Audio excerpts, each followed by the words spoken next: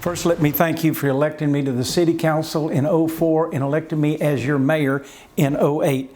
Over those 16 years, I've experienced many of the events that regularly threaten our city. Through these, I have gained understandings and developed relationships that are vital to leading this city forward. I've experienced hurricane preparation, safe evacuation, and recovery. I've experienced the economic and financial impacts of the stock market collapse in 2008. I've experienced all the issues related to the BP oil spill. I participated in the creation of the Restore Act by testifying twice in Washington at congressional hearings to describe the spill's devastating impact on the Alabama Gulf Coast. The resulting act directed billions of dollars to Alabama, with Mobile and Baldwin County receiving $750 million for environmental and economic recovery projects. Recognizing that our environment defines our life here and is extremely fragile, we have procured $30 million from these and other funds to protect sensitive environmental areas from any future development.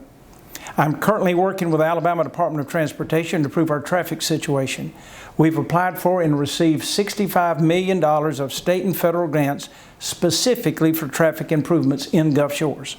Traffic improvements alone will not solve all of our issues. Unprecedented growth has overwhelmed our city. We are researching all options available for managing future growth. Existing zoning defines the legal rights and entitlements of all properties. These entitlements are to legally protect the owner's right to use the property as it is zoned. Therefore, any density reductions or adjustments must be negotiated or face overwhelming legal challenges in court. We've successfully completed significant density reductions on several large developments.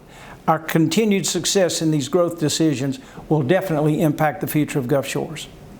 This 2020 election process has enlightened me to the fact that I can do a much better job communicating with you, our citizens. You will be informed of all opportunities to improve our city and the decisions we have to make to accomplish them. To do this, I will be adding more detail to our council agenda each week so you can thoroughly understand what will be discussed and voted on at that meeting. I'll also call special meetings when there are critical issues or concerns to discuss. We are poised to take a giant leap forward improving our traffic issues and manage our growth. These opportunities don't just happen. They're a result of many years of developing relationships and acquiring the necessary resources to make the major improvements that will protect our quality of life. The group campaign to take over this administration would set the city back years as they try to develop the necessary relationships and understand the complexities to finalize these agreements. Thank you. One of the challenges faced by many of our local businesses is finding and maintaining adequate staffing to operate their business year-round. The challenge is complex and changes throughout the year based on the tourist seasons, but a large part of the challenge appears to be due to lack of educational and training opportunities and affordable housing options in our area. Are you aware of such workforce development issues in our area, and how can you help our businesses address those challenges? I am aware, and trying to recruit some workforce housing opportunities and make sure that we provide places for workers to stay. We're working with our city school system to try to train and offer educational opportunities for continued work here for the kids and have an opportunity to study a degree in college to come back here. We're really wanting to focus our curriculum on opportunities for people to learn, kids to learn how to come back here and join our workforce and come home. The quality of life that we have here, we should be able to recruit our people back, and we should be able to recruit more people to live here and work here if we have affordable housing. I think that's the key to getting this done, is affordable housing more than anything else. As our local area and economy grows, we need investments to expand and improve existing infrastructure. Such investments include things like better educational facilities, quality healthcare facilities, continued traffic improvements such as new roads and bridges, expanded access to high-speed internet, and better access to our natural resources and public facilities. What infrastructure issues would you like to address, and would you support continued investments to expand and improve our existing infrastructure? Absolutely. We've worked real hard in the last 4 or 5 years getting grants for public improvements, and we've received somewhere around $70 million of grants earmarked for transportation improvements, and primarily we are working on schools. We've done a great job on our schools, but we are now starting the planning of a high school to eventually build a high school. We're growing quite rapidly, and we're adding expansion to our elementary school right now. And we're moving our middle school into the high school at some point in time. Will give us more room there. But to do that, we got to move the high school out to our Beach Express, and that entire campus out there has opportunities that we want to take advantage of. The high-speed internet access is really important for businesses that are here, and we are working carefully to try to find a partner that we can come in. It's complicated because the rights that are already been given out and hanging on the poles and who's got access to each area, the right-of-way battle is real, and trying to work our way through that to make sure that we can work with, particularly on Highway 59 and 180 and 182, Canal Road and the Beach Road.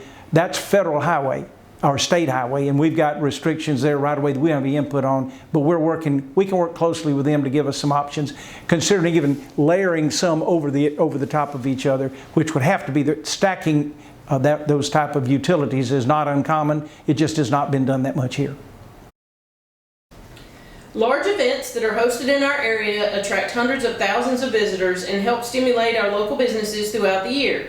Such large events have been proven to benefit our local economy, but also must be balanced within the local quality of life issues.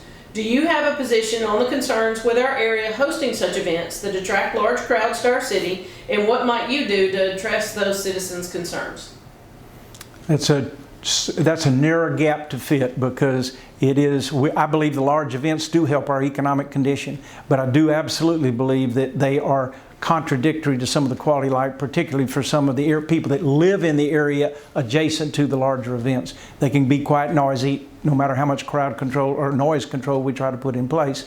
But I believe there is a place here, but we have to regulate the noise. And speaking specifically of the Hangout Music Festival, which is the one that causes my phone to ring the most in a lot of different ways, business saying thank you and residents saying got to get rid of it.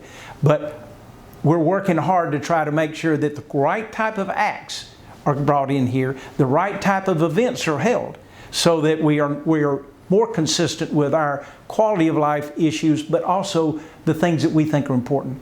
There are social issues that we feel our conservative community here feels pretty strongly about, and there's ways to get outside of that, but there's also ways to stay within that. And I think that we're working hard on that, and I believe we can get there. We've got, I think in that particular event, we got at least another 1 or 2 years that we're committed to, and so we can negotiate with the producer, but right now we can't make it go away without potential legal situations. So bear with us as we try to manage our way through that, but always with the goal of having this more consistent with our quality of life, respecting that, and more consistent with our values.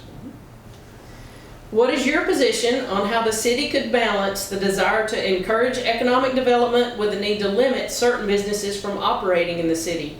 And more specifically, do you think the city should have a role in controlling access to available food options, such as allowing food trucks and other options to operate in the city or not? We're working strongly on trying to find a way to have a cooperative agreement where we don't allow something to hurt others.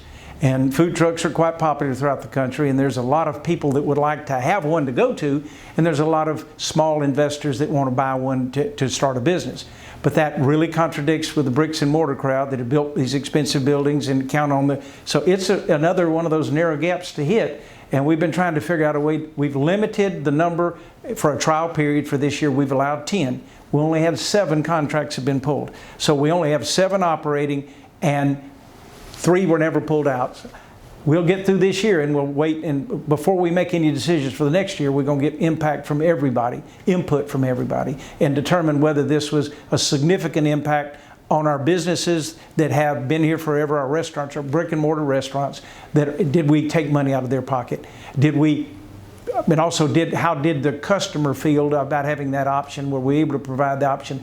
It's again, like most of the decisions we sit at the city, you've got winners and losers with everything that you do, and you got to respect both sides. You got to try to take care of the needs of the existing needs, but you can't stop new entrepreneurial efforts that want to go forward. We want to encourage some of that. The balance, again, it's balance on almost everything we do.